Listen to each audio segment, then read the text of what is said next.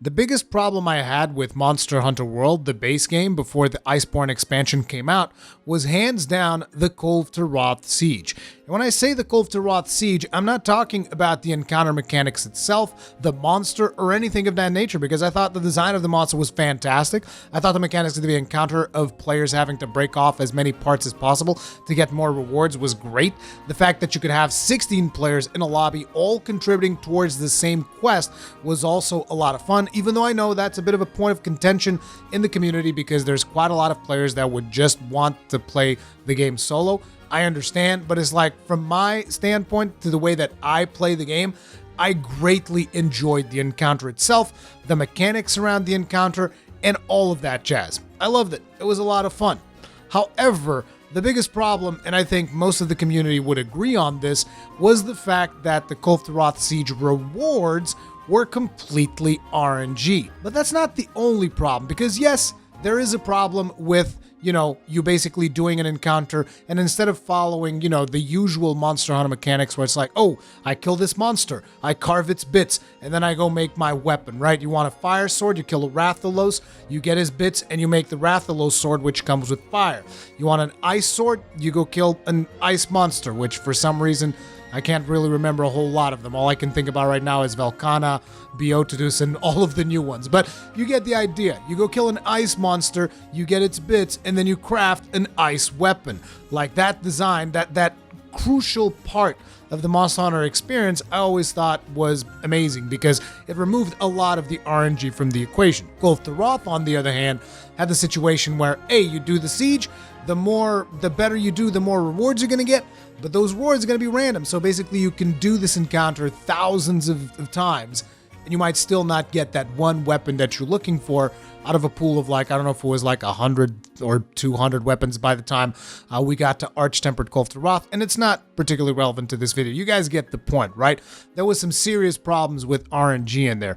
But there was another problem that I feel we don't often talk about, which was the fact that essentially all of the best weapons in the game were in that one monster. I mean, sure, there were a couple of weapons that you could have in the weapon tree that would still do better in certain situations, but there's no denying that a lot of the best weapons in the game were in the Kulve Siege. Particularly if you happen to be a Gunlance player, like you couldn't even get White Channeling level 4 unless you actually did the Kulve Siege, because quite simply you couldn't craft a White Channeling level 4 Gunlance, which was, in my opinion, a serious problem. But regardless of all that, that was my biggest problem with the base version of Monster Hunter World. And that was just to provide you guys with a little bit of context into the next section of this video, which is going to be the feedback on the Safi'Jiiva Siege.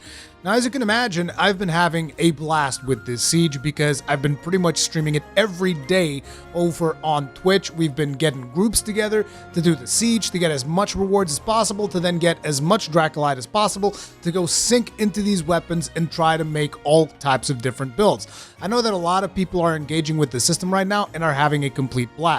So let's start by talking about the fight itself. How do I feel about the fight itself? I actually think it's a really fun fight because it doesn't drag on as much as the Kulve Siege, which is kind of like the point of reference that a lot of players are going to have, right? So with the Kulve Siege, it kind of drags. As a matter of fact, one of the most efficient ways of doing it, I remember near the end, was like, okay, so you take her down the third phase, and then when she, drops all of her stuff, you just run around collecting tracks to try and raise your tracking level, whatever it was, to get as many rewards out of that as you possibly can. And then on the second run, you push her all the way into the third phase and you kill her. At least that's how my group was doing it, and that's how we were getting like the most rewards out of Kulve. And this siege, while you also do it in 2 runs essentially, it goes by a little bit faster because it doesn't have that whole part where you're just like running after the monster and the monster's slowly running away. It doesn't really have the, I would almost say, traditional siege mechanics that a lot of previous Monster Hunter games had. At least I remember, I never did a lot of the sieges in the earlier Monster Hunter games, but I do remember you do have that thing where it's like the long crawl of the monster and you're following the monster during that long crawl and trying to stop him through any means possible. In this, it's more of a straight up fight. As a matter of fact, you could even say it's kind of like you're fighting Xeno'jiiva in Monster Hunter World. It's like a big dragon. It's got a couple of interesting mechanics to it, but it is very much like a more traditional hunt, more so than, a siege where you're kind of like slowly progressing towards something.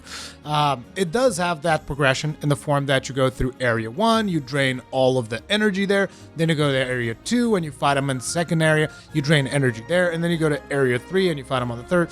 You guys know what I'm talking about. So I do think that the siege is more fun than Call of Roth. It could be because, it's still the new thing.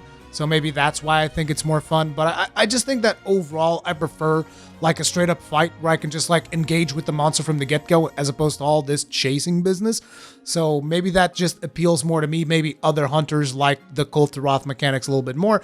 But for me, I like this siege more. I like this straight up fight. I like the mechanics that it has. I like the fact that you can guide Safi'Jiiva into the rocks on Area 1, drop the rocks on him. You can guide him into the vines, make him get stuck in the vines to try and break as many parts as possible. Then in the second area, you have like the little ledges to try and get yourself some mounts and get some stuff going that way. And then in the third area, you have the trap mechanics. Like, I like all of the environmental stuff that happens throughout this fight, and I think it's a lot of fun to engage with it. I particularly like the aggro mechanic because it's kind of like something that I've always wanted to do in Monster Hunter, to be the tank for my team, to just kind of like, because I've come from World of Warcraft where I was always a tank. I was always the guy like holding aggro and stuff like that. So the fact that I'm now able to kind of live that fantasy in Monster Hunter, I realize that for the more purists might be a bit of a problem because you guys are like, oh, we never had this in the other games and I don't like it. And I understand where a lot of players are coming from because it is a significant change, but it is something that it really just appeals to me. The fact that I can be the tank, and particularly that I'm able to do it with my weapon this time, because we've had this mechanic introduced in the base game. In case you guys don't remember, the Behemoth encounter, that's where the mechanic originated from, which if you then take it a little bit further back, this mechanic comes all the way from Final Fantasy XIV. It's actually called Enmity, and the way that they've implemented it into the game. But I feel that it is much better implemented this time around, because whereas with the Behemoth, what ended up being the default best tanking weapon was the heavy bowgun, and most likely for this one, the heavy bowgun might be the best one as well, but I don't like playing heavy bowgun, and the fact that they've just introduced a mechanic where you can flinch shot the monster that instantly get aggro is something that I really, really enjoyed. So basically, overall, the siege itself, I found it particularly satisfying, right? So what about the RNG? Because one of the biggest problems with Call of Roth was the RNG. This system, I would say, has considerably less RNG than Call of Roth, because even though you get less weapons per run, the weapons themselves are not what's important. What's important is the Dracolite to customize the weapons. Like, I'm pretty sure I'm very close to having at almost all of the weapons that are available in the encounter, because basically you can swap your weapon whenever you go pick up the rewards, and you have guaranteed whatever weapon you have equipped, that's one of the weapons that's going to be there for you to pick up. So that's not gathering the weapons themselves, I don't think is going to be a big problem for most players. At least those are my thoughts. Getting certain skills can be problematic, like for instance trying to score Azora Magdros Essence on a gun lance is a complete pain in the ass, but even still, you're able to get it. And even if you can't get it, like, you still have the base weapon, and you can still make the weapon work. I mean, with the gun lances, it's a little bit different because of the shelling type. There's a lot of stuff on the gun lances. There might be other weapons that have issues as well. Like, I've heard that it's kind of hard to get element up on bows, or is it status up on bows? I forget, but I know that there are other weapons that are also having a couple of problems. I don't want to make this all about gun lances. I know that there are some weapons that are having some problems scoring certain awakened abilities, but at the end of the day, it's not like you're denied the weapon itself, right? You can get most of these weapons to a point where they are usable, even though they might not be at their best, and it gives you something to strive towards until you finally do get that skill that you want on the weapon. So I think there's a lot less RNG this time around, which is a much better system all around in terms of how you get the rewards themselves. So in that aspect, I think they've done a really good job evolving like the whole reward system from Call of Roth, right? And it's just a system that for someone like me is going to be something that I will want to engage in as much as possible. Because, I mean, you guys know me. I love making different builds. That's like one of my main things that I've always done, whether it was in Diablo 2, whether it was in Dark Souls. I've always enjoyed exploring the different possibilities of gameplay and doing quirky builds and trying out different things and trying to max out my damage in different aspects. And the sheer amount of possibilities that the system brings with it is completely crazy. Like, to give you guys an idea, my next build might actually end up being on the Greatsword, because I have this thing. I don't want to reveal it yet, just in case somebody tries to steal this idea from me. I mean, it's not like it's going to be like some big mystery, but I do have this idea in my head that I'm like, oh man, if I can get this thing going, it might be so much fun, or it might be terrible. But like, the amount of possibilities that are now available to players with the system that they've implemented is fantastic. And at the end of the day, I don't care that much about the meta. And I feel like I should clarify this, because a lot of times when I say I don't care about the meta, people are like, well, maybe you shouldn't complain about, your wide shelling 6 gun lances or whatever. And it's like, you need to understand something. When I'm talking about not caring about the meta, I'm talking stuff like, oh, I don't care if I get like 10 hits of purple sharpness or 20 hits of purple sharpness. Like, that's what I don't want to get into that level of minutia, but I still want my weapons to, to at least be somewhat competitive. I mean, I don't want them to be, they don't need to be the best of the best of the best, but they need to at least allow me to perform at a certain level, So while I don't care about the meta, I still want my builds to be somewhat powerful. So that's what I mean when I say I don't care about the meta. I don't care about like super min-maxing my stuff with like, oh, you gotta put the sharp deco and the thing and the other thing, and you gotta make sure that you hit this elemental threshold. Those are the types of minutiae that I don't get involved in. So a system like this, for someone like me that just likes experimenting with all these quirky playstyles, is something that I'm going to be engaging with for a long time to come. But naturally, if I'm making this video, not everything is perfect. There are some problems with the new system.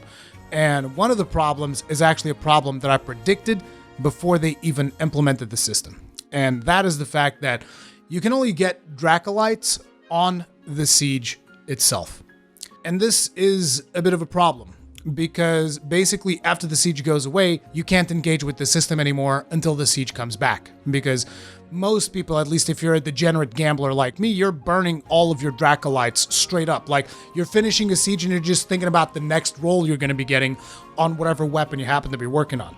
So by the time the siege goes away, I highly doubt that players are just going to have like a wealth of Dracolites sitting around. Most likely everything is already invested in the weapons that you guys have been working on. And that is a bit of a problem, because if you're not able to get Dracolites after the siege goes away, I think that a lot of people are just going to be like, well, what am I doing now? Because, I mean, there really isn't a point in you crafting any of the other weapons. I mean, you can say, oh, sure, but there's this weapon that's better than the Safi'Jiiva weapons in this specific situation. Sure, there's going to be, one or two outliers here and there and a couple of trees where, no, this weapon is better because of this, or this weapon is better because of that. But at the end of the day, most of the best weapons are going to be the ones from the Safi'Jiiva Siege. As a matter of fact, as a Gunlance mid, I can tell right now, if they delete the Gunlance tree, I'm not going to miss it. I'm not going to miss it at this point, because there's nothing there. There's nothing there in terms of power that even comes close to the Safi'Jiiva weapons, okay? And this also brings me to another point, which I've mentioned in Kulthuroth previously as well, which is that essentially right now, all of the best weapons in the game are associated with this one monster. There is one monster that has all of the best weapons in the game. Not only that, it also has one of the strongest sets in the game as well, because is set, when you draw your weapon with the set equipped, you get, if you have the full set, you get 40% affinity. Like, 40% affinity is a lot. Like, it doesn't have the best slots in the world, but you can kind of work around that, and 40% affinity is a lot. But to top it off, it's also going to give you status or element, depending on the weapon that you have. It's going to give you like 150 of that. So there's just a lot of really good stuff coming from this one monster, which means that you're not really super incentivized to go farm other monsters. And that is one of the problems that I've had with Kulthuroth, which is like, whenever Kulthuroth's in town, if you don't have all of the weapons that you want, there's very little reason to do anything else. Now, in this case, there are actually a couple of reasons why you might want to engage in other content because of the way that they developed the augmentation system. They did a really good job with the augmentation system in the Guiding Lands, even though I still feel that the way that friggin' Great Spirit Vein Gems drops is weird as hell. Because, like, you can be like me and be for a full month and you're not getting any drops, and then suddenly yesterday I got like eight Great Spirit Vein Gems in, like, I don't know, maybe 2 hours of grinding in the Guiding Lands. And I was like, what? Like, that's more Spirit Vein Gems than I got for the entire month. Like, how does that even work? It's really weird. I don't know. People will say that it's just RNG, but there seems to be more to it than that. It's weird. So anyway, I don't want to get too much in talking about the Guiding Lands. I'm just saying that, like, they did the Guiding Lands really well in terms of balancing stuff out for the materials that you need. So you will still need to get into the Guiding Lands because these new weapons, even though you can do all these crazy upgrades on them, at the end of the day, you're still going to need to augment them. And for that, you're still going to need materials that are going to be coming from the Guiding Lands. So there's your incentive to go into the Guiding Lands. And then there's also the incentive to go and do temperate hunts to go get yourself the tier 4 decorations, because I highly doubt that everybody has a tier 4 decorations that they want at this point, unless you've used something like Save Edit or whatever, right? If you're actually playing the game legit at this point, you most likely do not have all the decorations that you want. I mean, again, depending on how many weapons you play and all of this other stuff. So there are reasons to hunt other things, but we're still in that situation where it's like, no, this one monster has the better weapons. And I kind of felt like that was a situation that also happened with the monsters that they were introducing, right? So Rajang had a lot of downsides to his weapons, and I was like, good, that's a good way to do it. But then when they introduced Stygian and Ogre, I felt like it wasn't quite like that. There were a lot of the weapons that Stygian and Ogre brought were just flat out, they were not side grades, they're just flat out better. Particularly in the case of the Gunlines, just like, boom, here's normal shelling level 7. I was like, oh, why don't we just delete all of the other gun lances from the tree then? Because that's how powerful this friggin' thing is.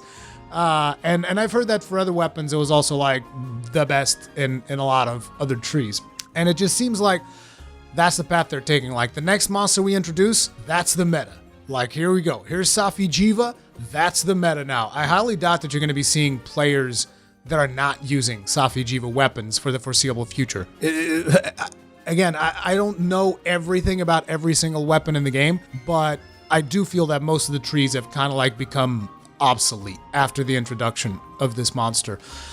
And I'm actually curious to know what you guys feel about that. Like, is that something that you're okay with? You're like, well, I mean, it's fine. So the new content that comes in just trivializes the old content, and I'm okay with that.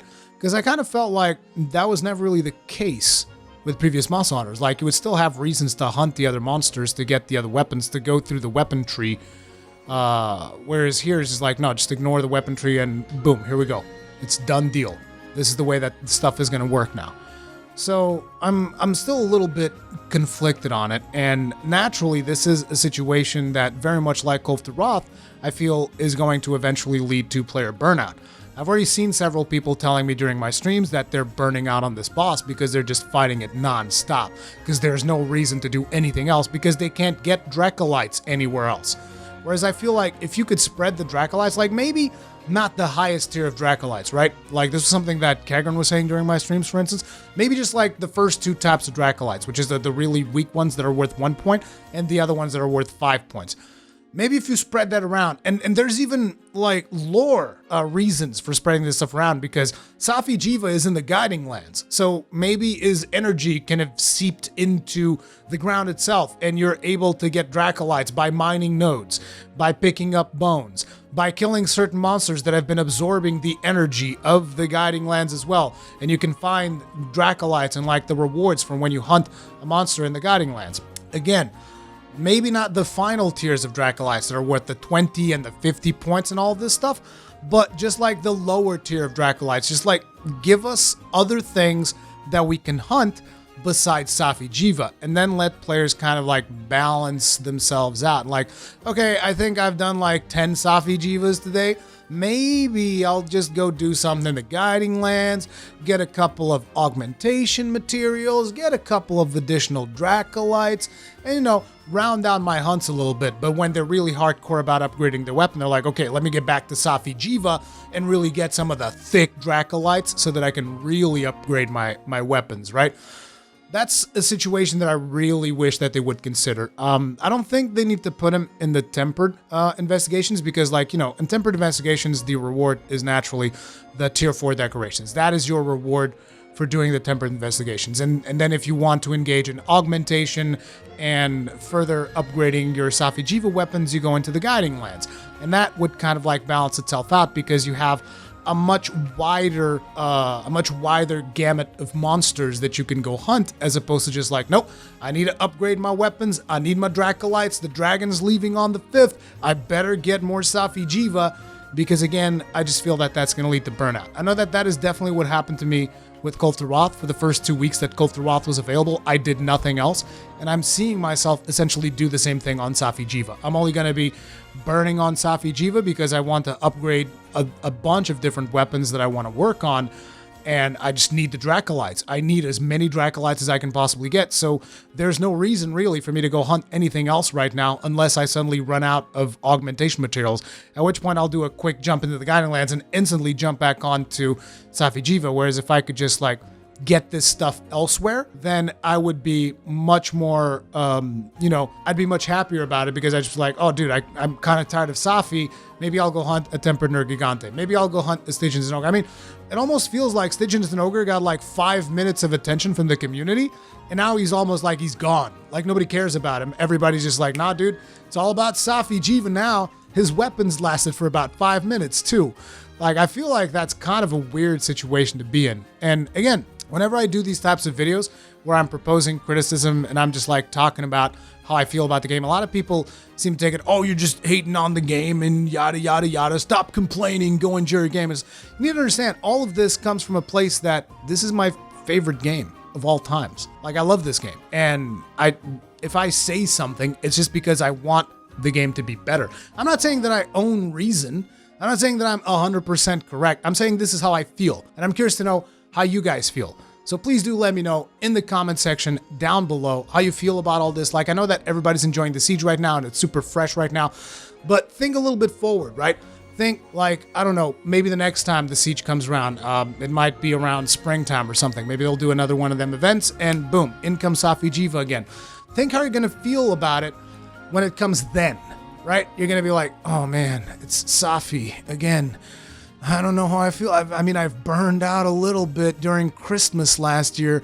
I don't know if I feel like doing Safi again. That's definitely what happened to me with Kolv. I was like, oh my god, Kolv again. No. But yeah, guys, let me know what you guys think. If you guys enjoyed this video, hit it with the like button. If you guys did not enjoy the video, hit it with a dislike because feedback is always extremely important. Feedback, which you can also leave in the comment section down below. If you guys enjoyed my videos, subscribe, hit the bell notification icon. I'll see you in the next one. Stay strong, and may your shields never break.